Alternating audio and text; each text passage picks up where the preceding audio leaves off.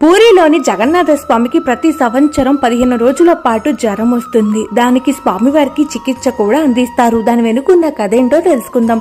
ప్రతి సంవత్సరం జ్యేష్ఠ మాసంలో స్వామివారికి రథయాత్ర జరుగుతుంది.